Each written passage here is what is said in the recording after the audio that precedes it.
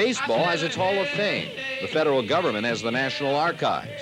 In Los Angeles, Backstage Pass has discovered Michael Ochs, the ultimate rock and roll collector. Ochs' archives is a history of our rock heritage, an amazing accumulation of artifacts consisting of probably about 100,000 records, counting the 45s and the albums. Magazines from the 50s, 60s, 70s, sheet music from the same, going back to the 20s.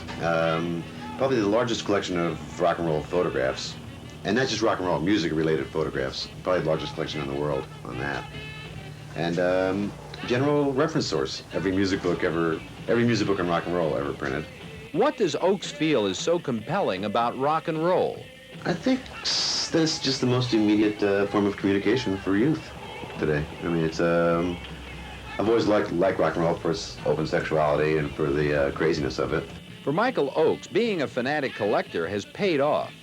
It started out as a hobby. It started out just, I had to have all this stuff for my own enjoyment, and that's where the fanaticism came from. And then people started paying for that expertise. I do consultancy for films, like I've supplied most of the props for American Hot Wax. I did all the music for Hollywood Nights, including the soundtrack album. I decorated the opening scene of The Rose, where they had to cover 15 years of nostalgia.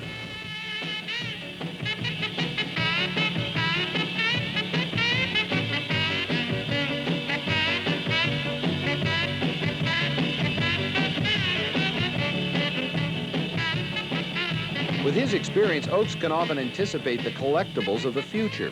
We asked Ochs for advice on records worth hanging on to. The original Johnny Burnett Trio album on Coral, all 5 Presley singles on Sun, and a couple of the 78s on Sun on Presley. Usually obscure versions of a name artist, like a Rolling Stones single that the B-side is not on the album. A John Lennon thing that was with the original cover rather than it was a fancy fold-out cover, the original fold-out rather than the repackage. As much as he enjoys collecting, Ochs is somewhat cynical about his fellow enthusiasts. There's no honor among collectors that I've seen. The majority I hate collectors in general. The majority of them are very, obviously possessive, but very greedy. And the horror stories about collectors are amazing, where they'll find a warehouse and they can only afford to buy, say, 5 copies of the super rare record, and they'll break the others, somebody else gets them to keep the rarity. But sometimes a rare find can make all the trouble seem worthwhile.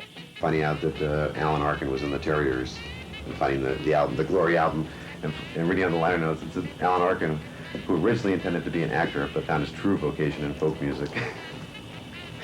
Stuff like that. Or a Robert Mitchum Calypso album. With line notes as a surprise Robert Mitchum sings Calypso. It would be stranger if he didn't. Born in Trinidad.